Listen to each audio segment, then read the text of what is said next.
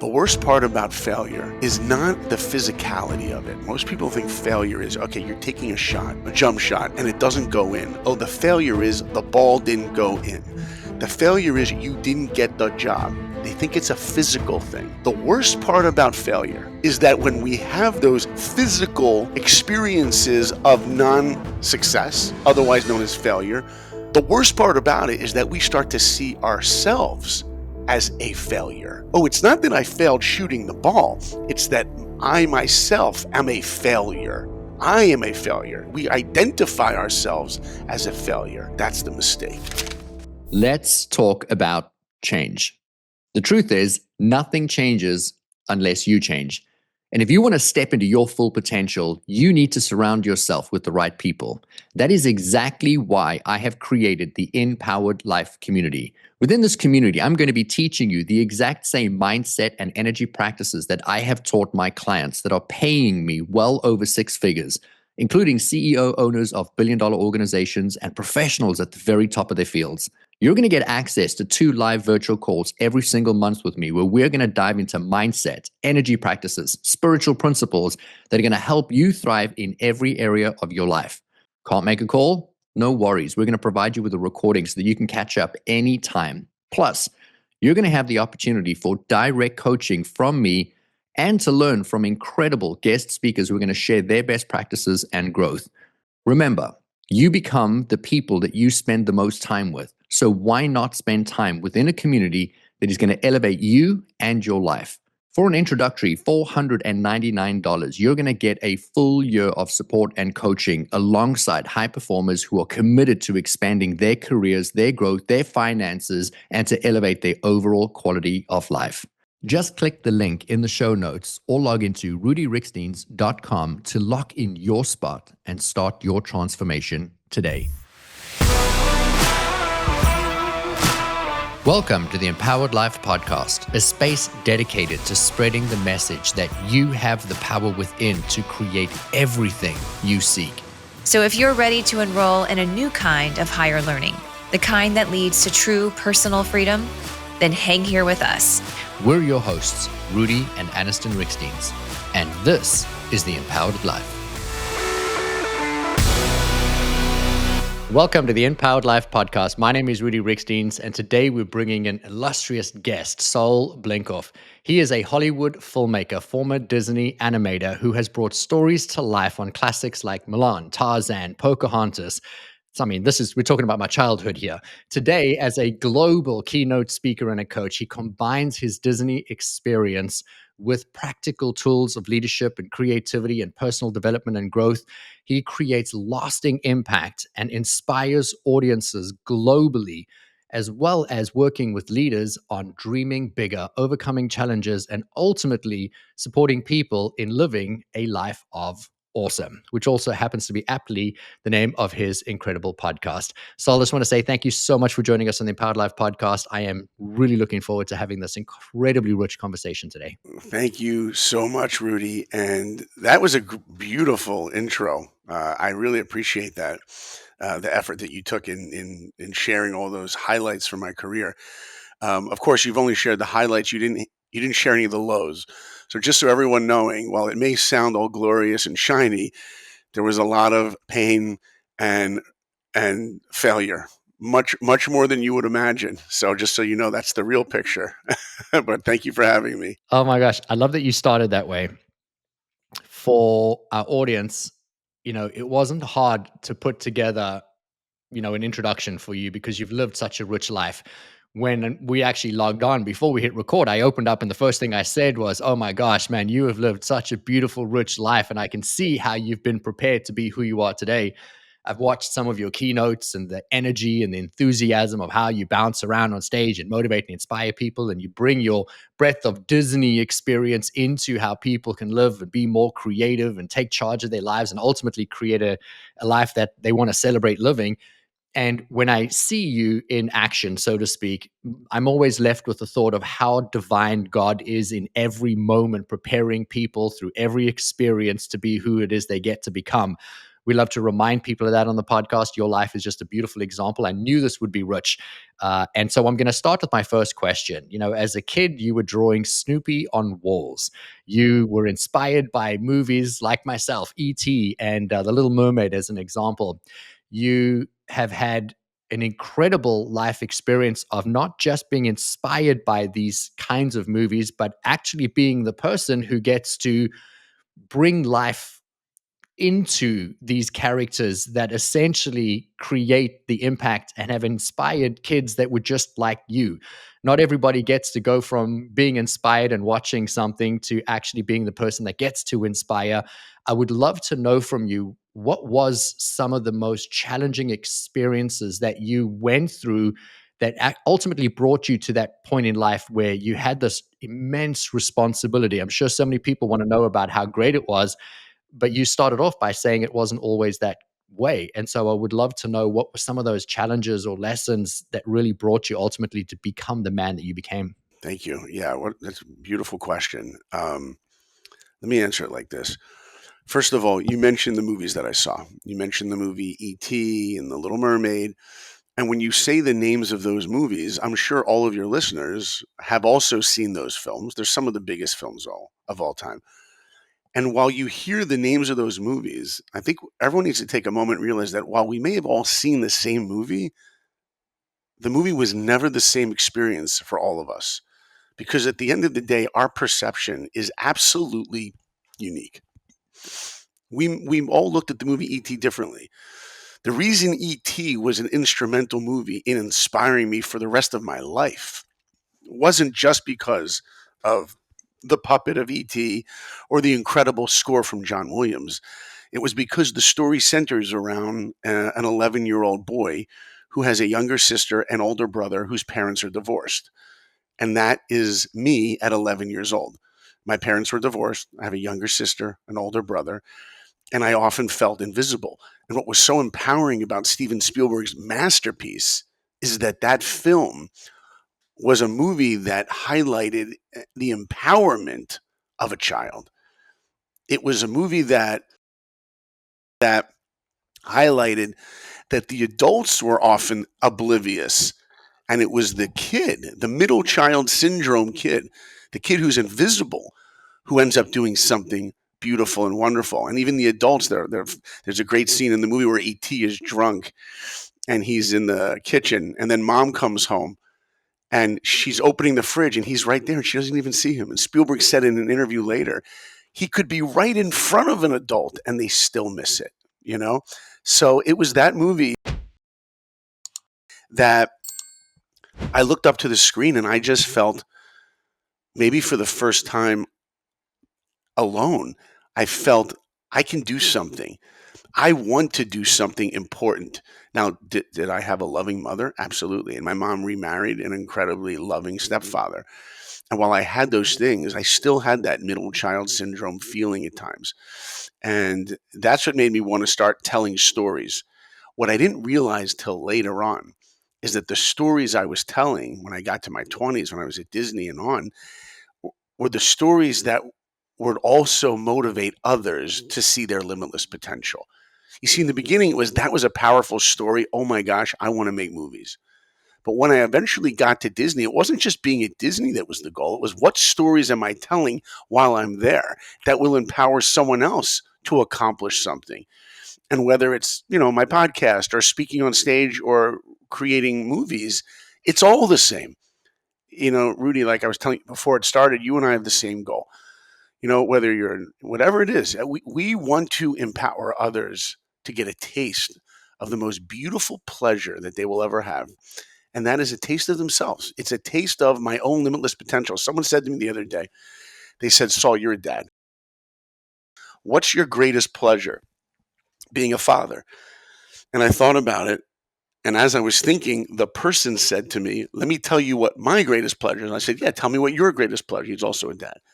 He said, I love that feeling when you put your key in the door at the end of the day and your little 3-year-old runs to the door, 4-year-old runs to the door and grabs your leg or puts their arms up and they just want to be picked up. He goes, to me, that's the greatest moment being a father. And I thought about it. And I thought, that's actually the second greatest moment to being a father. You see, what's beautiful about that moment is that the kid needs us, but that's our ego. That's our ego saying, guess what? I matter. I matter to that kid that I love so much. But to me, the greatest pleasure in being a parent is when you're not even around your kid. When your kid is not even with you and you can see or find out that they have a certain confidence in themselves. Because that means you've nurtured the plant, you've nurtured the flower, and it can grow without you. That's got to be the goal. And so whether the stories I'm telling in Hollywood or whatever, when people get a taste of their own limitless potential and growth, so it's a road that's not easy. And we were talking about failure. And I've had, I'll tell you the hardest day. How about I just go to the hardest day of failure? You want to hear the hardest one? So, I was a dreamer. I was a kid who loved to draw. Like, I saw those movies. I wanted to be at Disney. There was no Pixar then. There was no DreamWorks then. And if you wanted a job in animation, it was Disney. And unfortunately for me, I wasn't the only kid that wanted it. So it was insanely competitive. Ended up going to an art school in Columbus, Ohio, one of the best art schools in the world that Disney recruited their artists from.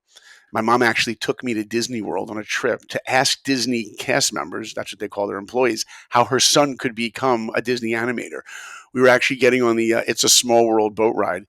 And the lady at Disney's like, how many in your party? And I'm like, 2. My mom goes, by the way, my son wants to be a Disney animator. Can you help him? It was very embarrassing, The lady's like, ma'am, this is a boat ride. Like, we don't hire Disney artists here.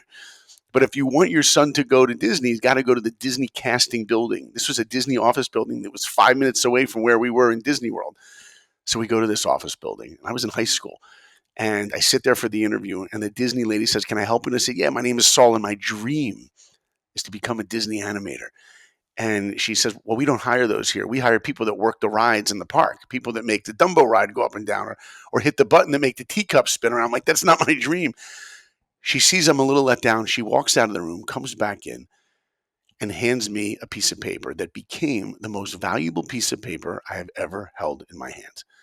It was a list of 8 schools, 8 art schools that Disney recruits their artists from. And she looked at me and said, if you want to be a Disney animator, you need to go to one of these schools. Boom. That was it. That was the equation I was looking for. Saul plus go to one of these schools will equal dream. So I ended up going to one of these schools.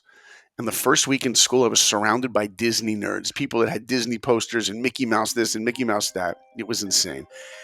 And a week later, somebody comes in from the Walt Disney Studios. One of the guys that runs the whole studio is one of the original animators on Sleeping Beauty in the 50s. Used to hang out with Walt Disney. It was incredible. And I'm in an auditorium with over 600 students, every freshman, sophomore, junior, and senior. And this guy who's in his 70s stands on stage and he says, before I tell you how to get into Disney, let me just see a show of hands. How many of you want to be a Disney animator? Every hand went up. And he said, well, just so you know, out of the 600 of you in this room, maybe 4 of you will ever work there. That's how competitive it is. And I remember when he said that, I thought one thing. I wonder who the other 3 are going to be.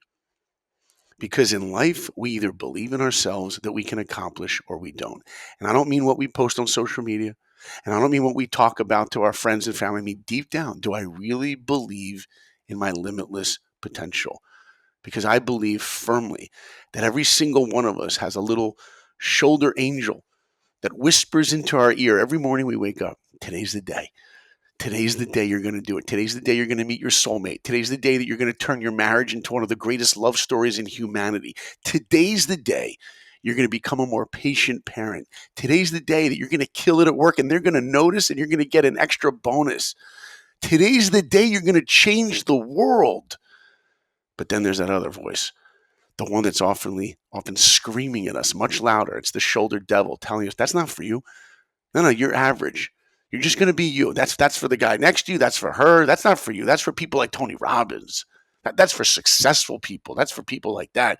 That's not for you. You're going to be average. And often we end up listening to that voice. Well, at that point in my life, I didn't listen to that voice. I listened to that one inside that said, today's the day. And I believed in myself. And then he says, if you want to work at Disney, you got to draw humans and animals from life. And I worked on a portfolio. In my second year of school, I sent it into Disney and I got rejected.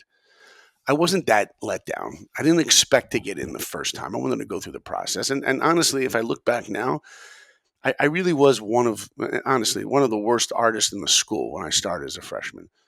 I was not one of the best artists. People always use the word talented. You hear that word a lot. Oh, this artist is talented. This person's singing, they're talented. I don't like that word because I think for people, they hear the word talent and they feel this is your God-given ability that someone else doesn't have. Many people often think that talent isn't something you earn. It's not something you build. It's not something you cultivate. It's something that's given to you from above. And while I do think from above, we all are given opportunities, talent is the least of them. It's the thing we're given from above is the ability to take a passion and an interest that we have and work insanely hard on it. It's the potential to work hard. That's the gift that we're given, the potential to work hard. And so I did work hard. And, I got an envelope from Disney. It had my name printed on the envelope. The Disney company knew I was alive. This was amazing, even though I was rejected. Another year goes by. And me and my best friend, Andy, we go to the zoo. We go draw from life. I remember one day we were at the Columbus Zoo. It was one of those days like freezing cold, bitter, bitter cold. And we went with like 15 other students. We went into this cafe the second we got there because it was freezing out there. And we got hot drinks. And after about 5 minutes, Andy and I sharpened the pencils and we go out and we find this elephant that we're drawing. And he's just walking back and forth. It was amazing. Because when you guys are looking at a movie like Lion King, animators learn how to draw these animals from life. We have to study the anatomy from life. Walt Disney used to bring deer into the studio when they made Bambi. It was incredible. And so after freezing for 45 minutes, I get on the bus with Andy. I'm showing him the drawings I did. He's showing me the drawings he did. And I said to one of the other guys, hey, we never saw you at the elephants. Where were the rest of you? And I'm telling you, Rudi, this guy looks up to me and he says, none of us ever left the cafe. And I go, what do you mean you didn't leave the cafe? He goes, yeah, we couldn't leave. I go, why couldn't you leave? He says, because it's too cold. I said, what? He goes, yeah, it was too cold. We couldn't leave. Do you know those are the greatest words I ever heard in my life? Because I knew at that moment that no matter how cold it was, how painful it was, I would outwork every single one of them. And even though that guy who told me that had a Mickey Mouse sweatshirt and talked about being a dreamer and wanting it so bad, you mean you want it really bad unless it gets really hard. And I promise everyone listening, pick a person that inspires you, who you feel inspired by their life. Look, Michael Jordan, I grew up in the 90s, so I know who the greatest basketball player of all time is Michael Jordan, right? If you think it's LeBron James, there's another podcast for you. Go find. But that's not this one. So I know that MJ was the greatest of all time. And when I watched his documentary 6 times, I've watched it 6 times. It's called The Last Dance. I watched it for each one of his rings. Okay. See, LeBron doesn't have those rings yet. Sorry, people. Every single time I watch it, I see the same thing. You know what made this guy unbelievable? He didn't go through pain. He got to grow through pain. When we have a singular focus to accomplish something and it's going to be difficult, you know what that is? And we know it. It's motivation. It's energizing. And if you think that something that is worth having will be easy, you're mistaken. If you ever look at one of those marriages that you think look like one of the great marriages of life, you know why it's a great relationship? Because they work at it. If you look at a father who looks like he's patient with his kid, believe me, he works at it. And I knew at that moment someday I would get into Disney. And so I got my best drawings together, and Andy got his together, and we sent them into Disney, and we waited. And a couple weeks go by, and I get a call, and it's Andy. And he tells me he just got a call from Disney, and he got accepted on the internship. And I was like, this is amazing. Congratulations. It was a beautiful moment. He goes, but they didn't call you yet, did they? I'm like, no. But they could be trying to call me right now. I got to hang up. We didn't have call waiting back then, right? So I hang up the phone, and I'm pacing in my dining room, and they don't call. So you know what I did? I picked up the phone, and I dialed the head of Disney myself. Who does that? Well, I did. Because as I always remind myself and my kids, when there's something you want in your life, You'll do anything to get it. How bad do you want it? So I called up the head of Disney. I got this guy on the phone. I go, hi, my name is Saul. He goes, Saul, yeah, I have your name on a list. I'm like, really? Yeah. He goes, yeah, you didn't make it. I'm sorry, you didn't make it. I said, well, what about Andy? He goes, yeah, he made it. You didn't. And I hung up the phone. And that was a bittersweet moment. Sweet, I was happy for my best friend. But bitter, my dream was shattered. I mean, shattered. Andy's going off to Disney World. They call Disney World the happiest place on earth, right? That's where he's going. Sunny, beautiful Disney. I'm going back to Ohio in the wintertime. Gray skies, bitter cold, what I felt was the most depressing place on earth. And, you asked about failure. The worst part about failure is not the physicality of it. Listen carefully in your audience. Really listen carefully. Most people think failure is, okay, you're taking a shot, a jump shot, and it doesn't go in. Oh, the failure is the ball didn't go in.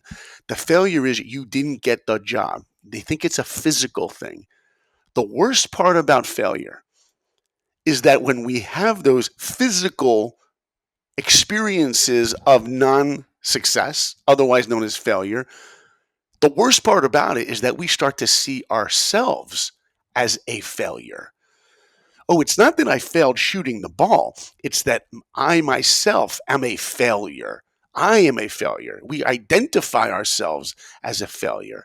That's the mistake. You see, because if we just focused on the physicality of the ball didn't go in, then you know what we would do? And if we don't see ourselves as a failure, we'd shoot again. And we'd shoot again. And we would even find out from a coach, why did I miss? Get an outside perspective. We would just be more motivated to find out why. But the mistake that we make is that we start to see ourselves that way. We identify ourselves as someone that has limited potential. And so I'm walking the halls of school and people start seeing me there and they're like, what are you doing here? I thought you would have gotten it. Yeah, I didn't make it. I became known as the guy that was friends with the guy that got into Disney. And I became known as a failure. And then I came up with the most powerful way to take that feeling of being a failure away. And for everyone listening, you can forget everything I've said up until now. Forget all of it. Want to walk out of here with one thing to apply to your life? Listen carefully. If you ever fail at something and you feel like a failure, and we all will because that's what it means to be a human being, we will fail. You do what I did and the feeling will go away like that. You know what I did? I gave up. I gave up on the entire dream. Wait, what did he just say? Did he just say he gave? This is the guy that's supposed to be motivating me, and he's just telling me he gave up? It's exactly what I did. I gave up because reality set in. Reality was Andy was an awesome, talented artist, and I was just me, average. And instead of being the person that doesn't get what he really, really wants, I became the person that didn't want anything. And if you subscribe to that, you too will end up an average, mediocre life. I gave up. My parents like, what are you going to do? I'm like, I'll just go back to being an artist. I'll try to be an illustrator. And that was the most difficult experience in those days. And I want to tell you, like when I say it now, if you look at the world now, people are in pain. Life and death around us every day. It's a great tragedy that you didn't get into Disney. Is it really a great tragedy? A week after that, a buddy calls me up and says, Saul, I got tickets to go see a movie. Do you want to go? And I said, I'm not in the mood. And he knew how much I love movies. And he goes, yeah, but they're free tickets. I'm like, okay, I'll go. Right? Someone offers you free in college, you take it. So I go to a third movie that changes the course of the rest of my life. I see a movie about a guy who's 5 feet tall. He doesn't have an ounce of athletic ability, and he wants to play football at Notre Dame. Do you know what movie it is? Yeah, I was hoping you were going to know. Actually, over my desk, I have a mini Rudi movie poster right there. And I see this movie in the theater. Now, I got to tell you guys, this is a true story. It's a true story about this guy. He's 5 feet tall. He's not even athletic, and he wants to play football at Notre Dame. And if you were friends with the real Rudi Rudiger, and he told you this was his dream, you know what you would have told him as his friend? Dude, I love you. Get a new dream. And Rudi was like, yeah, well, we'll just see about that. And he tries to get in. And he tries a second time. Third time, rejected, rejected, rejected. But fourth time, if you look at the movie poster, the full movie poster for the movie Rudi, it says on the poster, when people tell you dreams don't come true, tell them about Rudi. And he gets in. And I remember tears were streaming down my face because I was thinking, if an unathletic kid like that could get into Notre Dame with an insane amount of work, then what I felt was an untalented artist like me would get into Disney with an insane amount of hard work. And I vowed to never give up again. But I want to share with you one final idea on this. There's a scene in the movie, and I'll tell you what's really cool is I actually became friends later on in life with the real Rudi Rudiger. He was actually the first guest I ever had on my podcast. And what was so beautiful is I got to share with him the impact his story made on my life. And it's my great honor to share his story in this question you asked me. But I got to tell you about one scene. There's a scene early on in the movie. Nobody believes in this kid, that he's going to be able to accomplish this insane dream. But Rudi believes something so powerful. And that is that just because something isn't probable doesn't mean it's not possible. Just let that sink in. Just because something isn't probable doesn't mean it's not possible. It's like that scene in Dumb and Dumber with Jim Carrey when he's talking to that beautiful girl and he's like the biggest nerd in the world. And he's just like, Mary, just level with me. What are the chances that you and I are going to end up together? And she's like, you and I? How about like 1 in a billion? And his face drops. And all of a sudden he has this huge smile. And he looks up and he goes, so you're saying there's a chance, right? Like that's the kind of delusional optimism that we need to have in life. But there's a scene earlier in the movie where he's sitting on this bench at the bus stop. He just had a devastating tragedy in his life. I don't want to give it away in case people are going to see it. And you should see it. And this is the moment where he's going to break into Act 2. Our story's about to really begin where he has to make a decision. Am I going to leave my hometown and go for my dream and trying to get into Notre Dame? And he's focused on it. And who comes to the bus stop to try to convince him to stay? His father. And his father's like, you know what? You're a Rudiger. That's their last name. Dreams aren't for us. That's for other people. Notre Dame's for smart guys. It's not for you. And his father's trying to convince him. And his father says, you're a Rudiger. And then he whispers, and there's nothing wrong with being a Rudiger. And I remember watching that and going, wait, if there's nothing wrong with it, why did you whisper?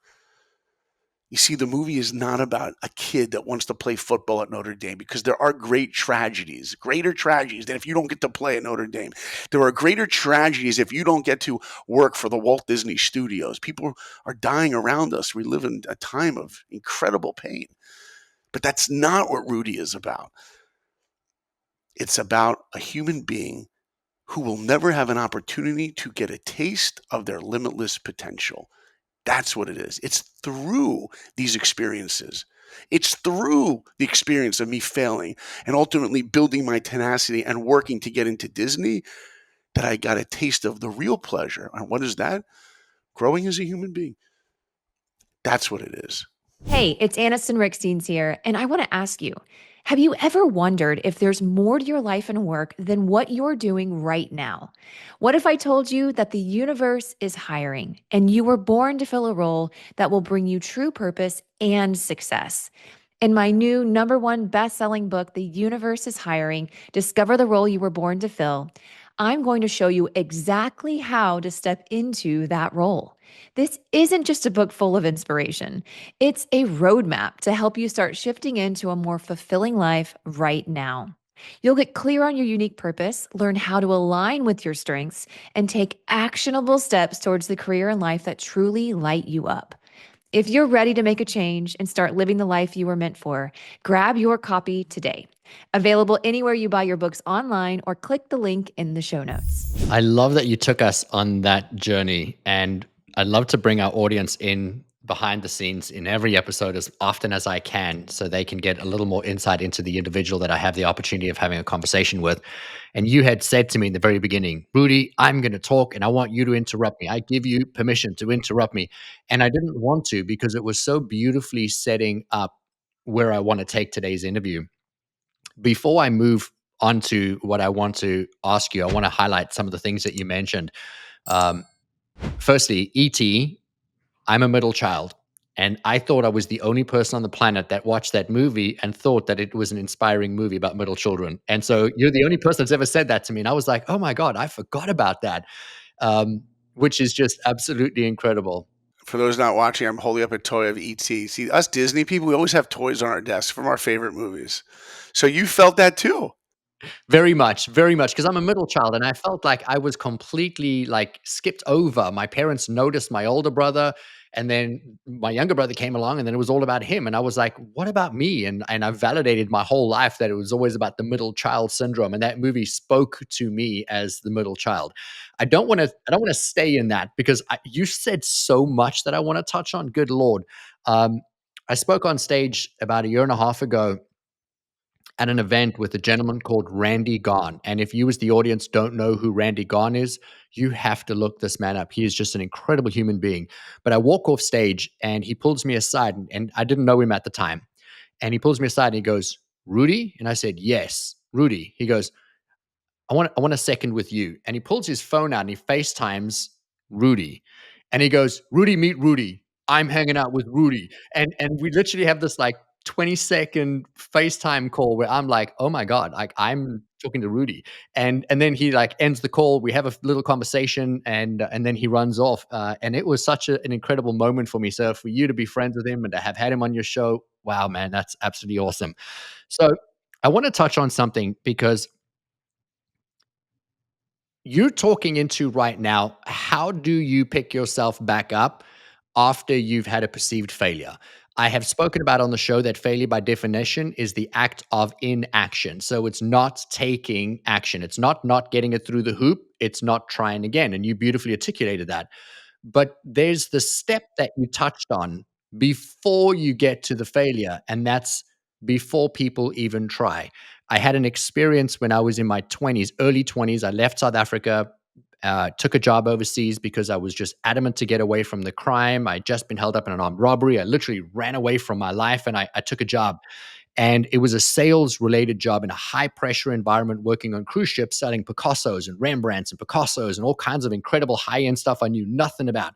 And so we went into this boiler room sales environment and they made us stand up on the very first day and they said, "Look around the room.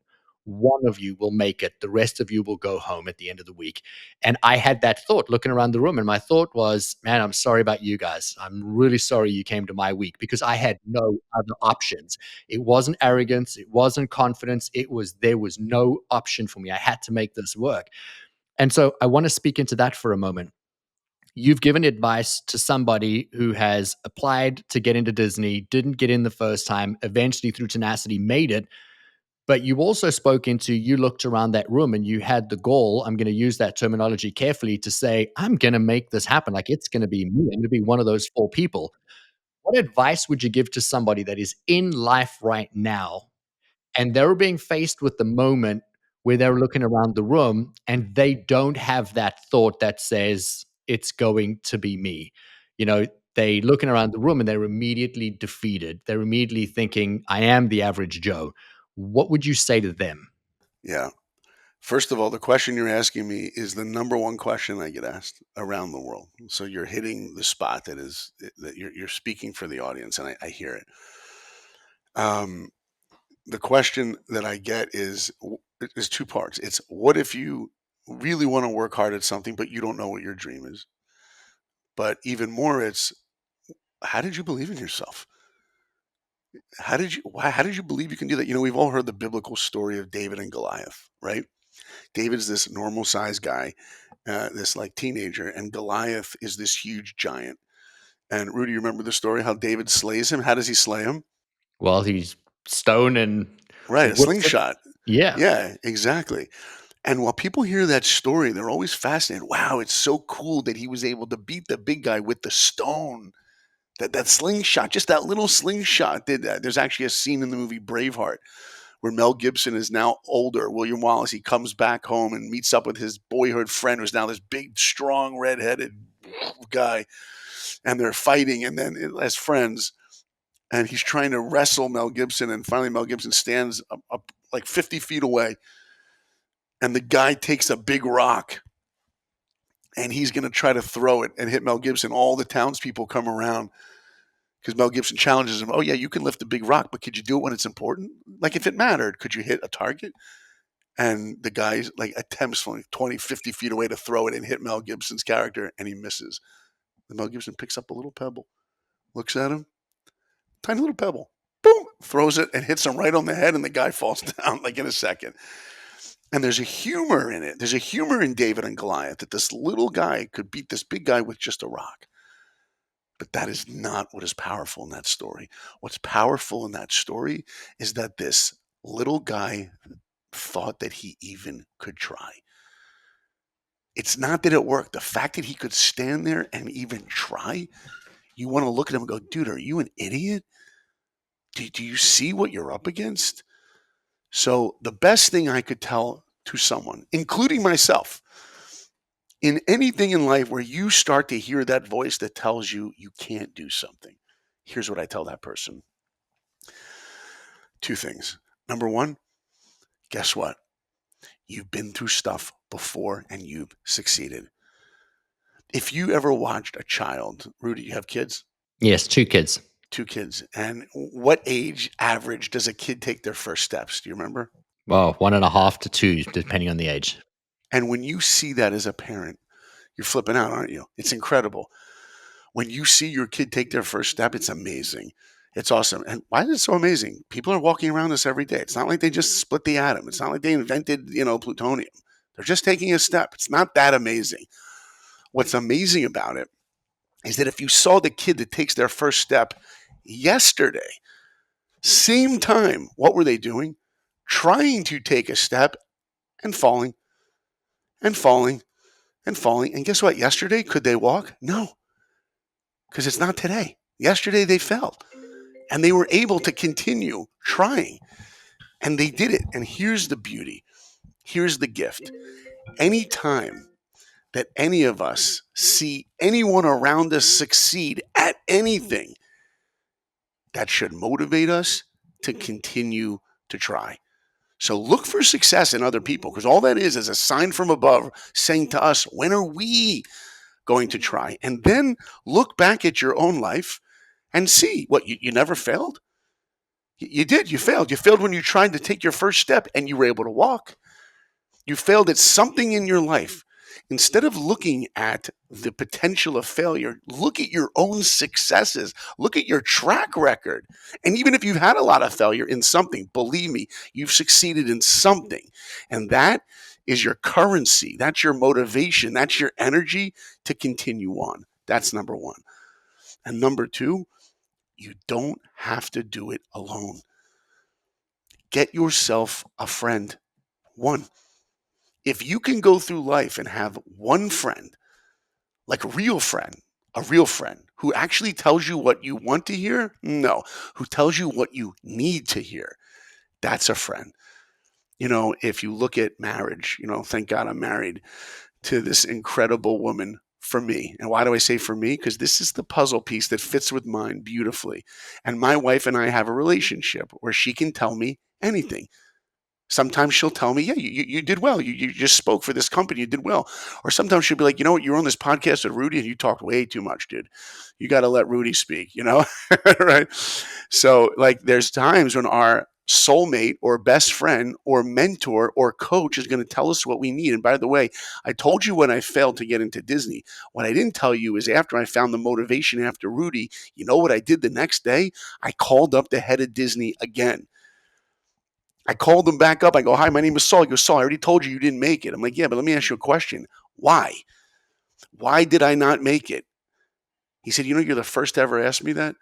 And he told me, you need to work on your perspective more. Instead of drawing people and animals where your eyes are, go down low and look up at them, or stand up on a stool and look down. Give us a dynamic perspective. To me, that was the answer key. So when we fail, all we need to do is find out why and turn those weaknesses into our strengths. And if someone can ever come up to you and point out one of your weaknesses, you know what you should do? You should hug them. Because our weaknesses is nothing less than the answer key to growing. Gosh, that was so excellent. I want to touch on something for a moment. I work mostly in business. A lot of my work is corporate, and I take entire leadership teams through an elevated leadership training program. It's a 4-month intensive program. And you've touched on so many of these points, and I just want to bring them forward for the benefit of the audience who's never going to be enrolled into a leadership development training program. Perception is reality. Every single person has a perspective of something, and that becomes real to them, but it doesn't mean that it is real. And that was the opening dialogue of what you had shared today.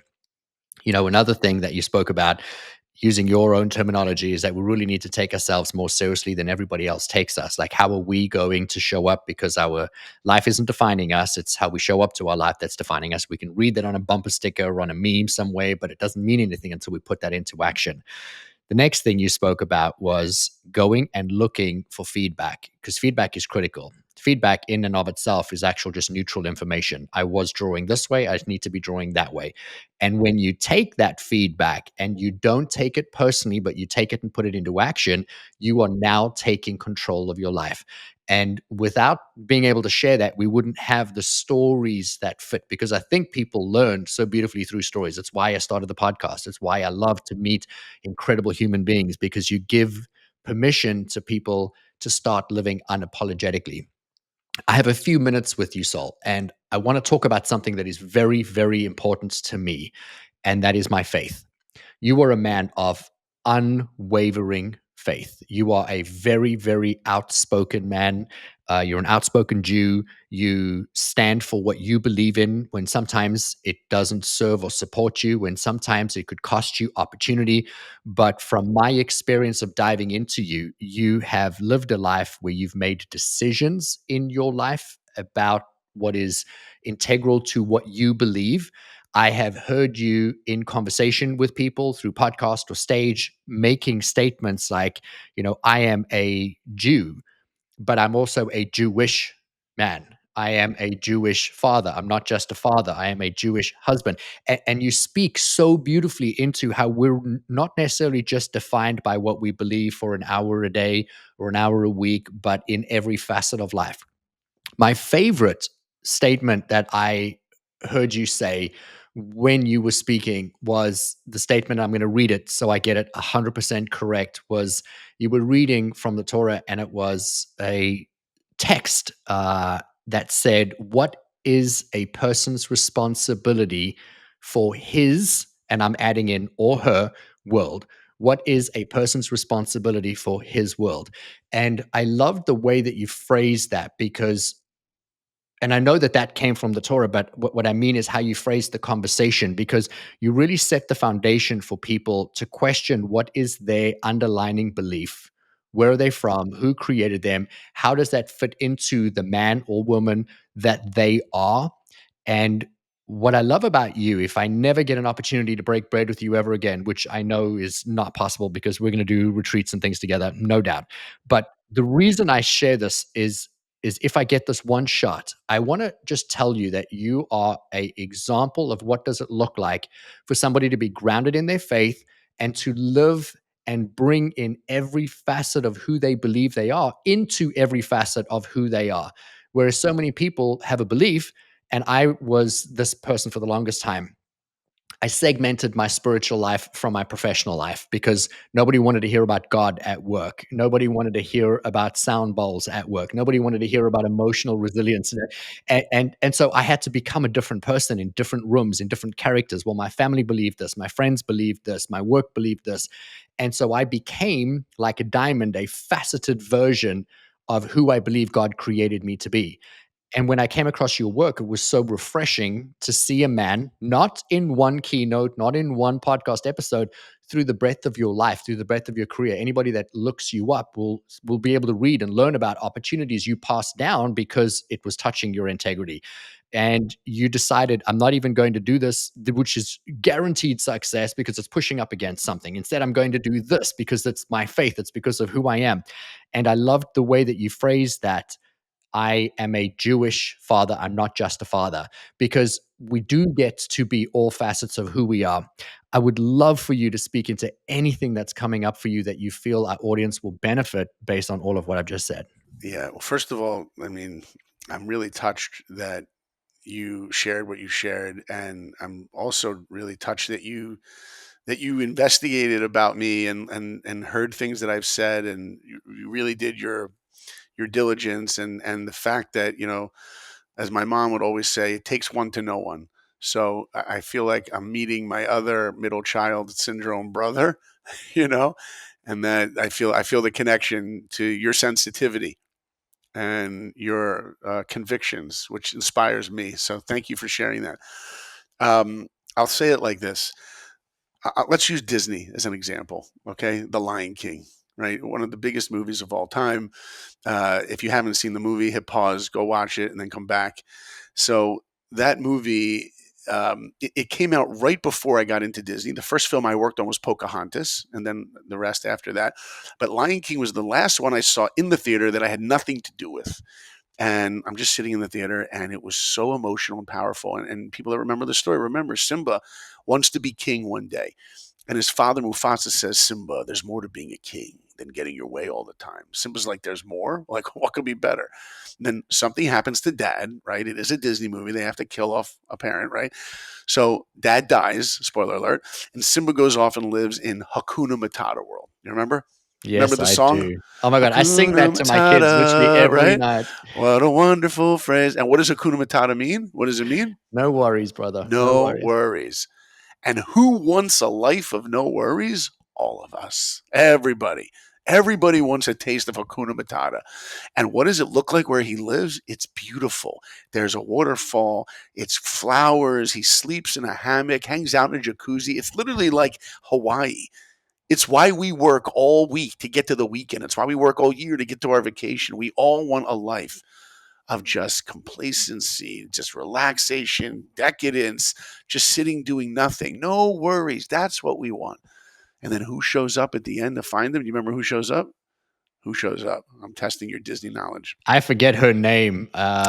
The one he grew up with, Yes, Nala. yes, yes. His Yeah. love interest, Nala. Nala, you got it right. So Nala shows up and they sing their song, Can You Feel the Love Tonight, right? And then they're rolling around. The sun is setting. There's that scene where they're about to kiss. I always cover my kids' eyes when they were little. They'd be like, Dad, but they're just lions. I'm like, still inappropriate, right? And so after they, quote unquote, roll around and sing their song, they decide to have a conversation.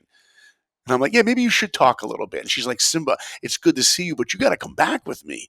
He's like, Hakuna Matata, look where I live. Why would I leave this?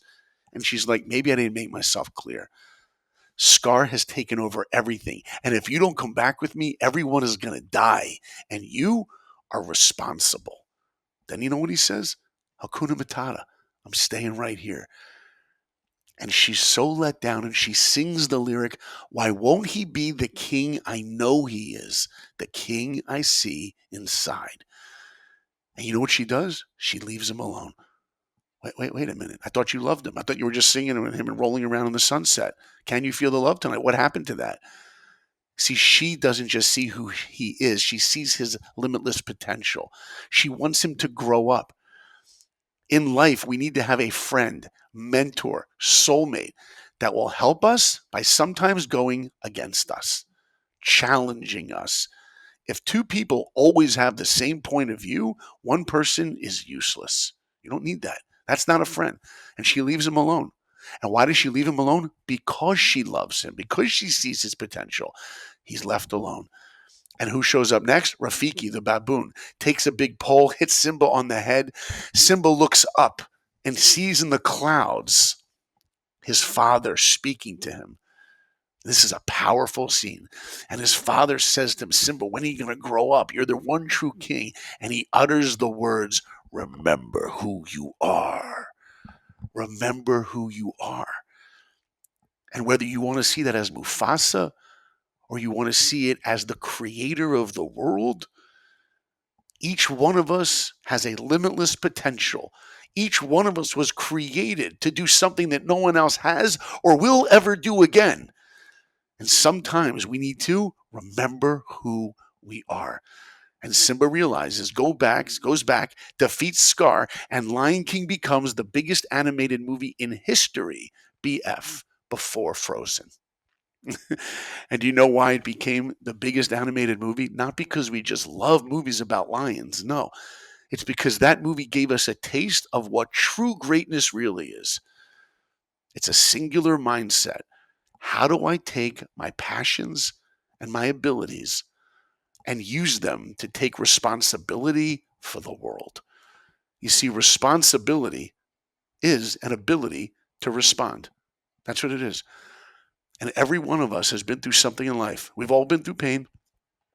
I remind myself, if you've been through any pain in your life, that is nothing less than an experience to sensitize us to that similar pain in someone else. You've had a miscarriage? And then now there's a woman who lives down the street from you that has? Maybe you're the one to talk to because you know what it's like. Oh, you're a dad and you're struggling in your marriage or with your kids? Then maybe you'll see that in another guy and you guys can talk to each other. But at the end of the day, if we just go through life, and life is about how do I get more of what I want? How do I get into Disney because that's what makes me happy? How do I get more of this so I can buy this? That's not life. Winston Churchill had a beautiful line. He said, we make a living by what we get, but we make a life by what we give. And to me, the most motivating, energizing mindset in humanity is when I have the mindset to take whatever pain, abilities, passions, and use them to impact one person. And I promise you, there will be nothing more pleasurable. We say this to our kids all the time. When you go out to eat and the waiter, the waitress gives you your food, you should say thank you. Everyone knows that. But if they're wearing a little name tag, then you use their name. Oh, Lisa, thank you. That's the next stage. Oh, you want to go a little deeper? Lisa, thank you for this food that you brought me. You want to go a little deeper? Lisa, I see how crowded it is tonight. You must be exhausted. Thank you for pushing so hard and still getting us our food on time. We really appreciate you.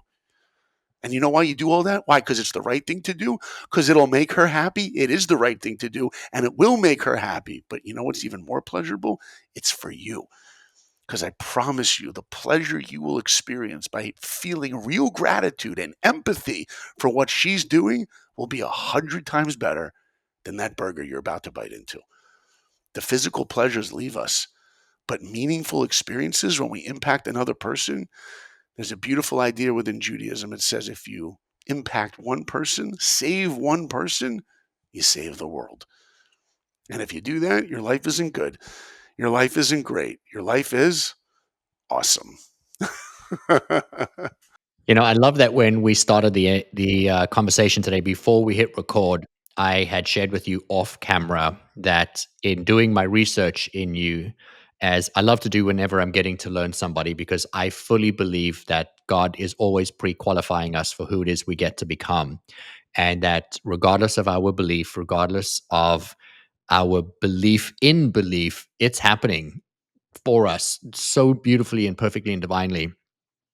And when I connected with you, I said to you, your life is an example of what does it look like where somebody has taken, not only their life experience, their setbacks, their traumas, and turned it into their passion so that they can turn around and lessen somebody else's time in the pain. That's literally the way that I had phrased it. And everything you just said now was speaking into exactly that through the lens of what has been your life. And so it's, again, that mirror you referred to as your brother seeing your brother.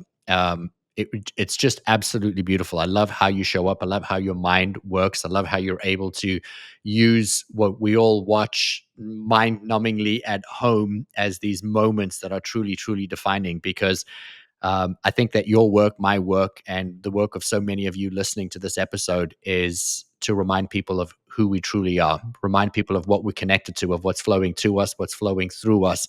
Um, I am so often reminded, as you were speaking about The Lion King, that for me, the takeaway in that movie is that we have to leave our comfort zone so we can step into the full breadth of who we are, even knowing that it's going to be difficult.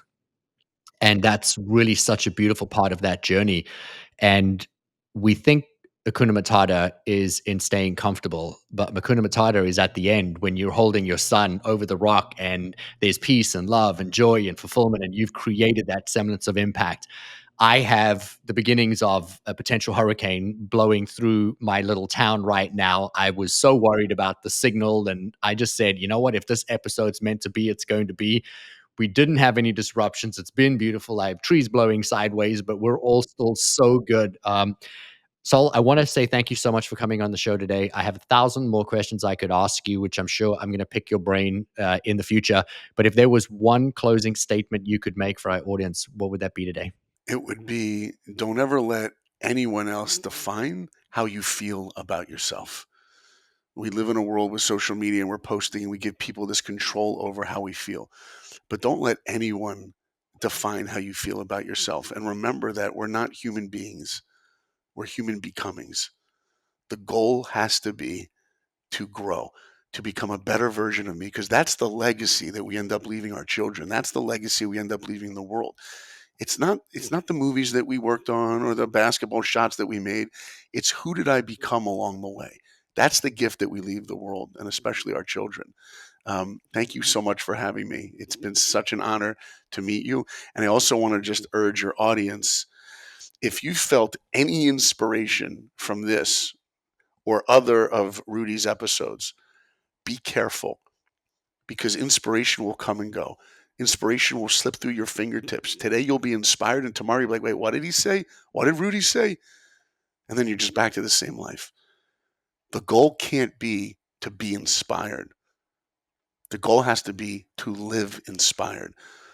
So if you're going to actually be real with anything you've heard in this or any of the other episodes that Rudi shared, and I'm sure there's mountains of wisdom that he shares all the time, you have to write down actionable steps, even one step, and not just change your mindset, which is the first step. It has to be change something that you do. Change in action. Find an actionable step to show that this inspiration isn't fleeting, but that it's real. Wow. What a beautiful way to close out today's episode. Saul, I want to say thank you to you. I want to say thank you for your time, for your brilliance, for your genius, for your creativity, which literally flows through your words. We don't have to even look at your illustrations to see the level of creativity that comes through you. You truly are a gift to all of us.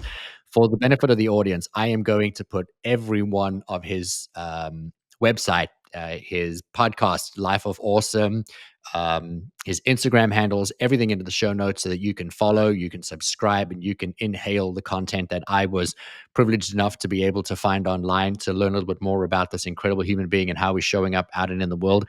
And I'm going to leave you with his words that every single day you have an opportunity to either be externally inspired by something, or you can be inspired, and you can live an inspired life, which is going to lead you to live a life of awesome. I love you guys so very much. Thank you so much for joining us on the InPowered Life Podcast, and I'll catch you on the next episode. Bye. If you enjoyed this episode, please subscribe so you don't miss out on future content. And we would love your support in leaving us a review wherever you listen to your podcasts. Make sure to check the show notes for more information on how you can find us online and on Instagram. Now go create an amazing day for yourself, and we'll see you again soon.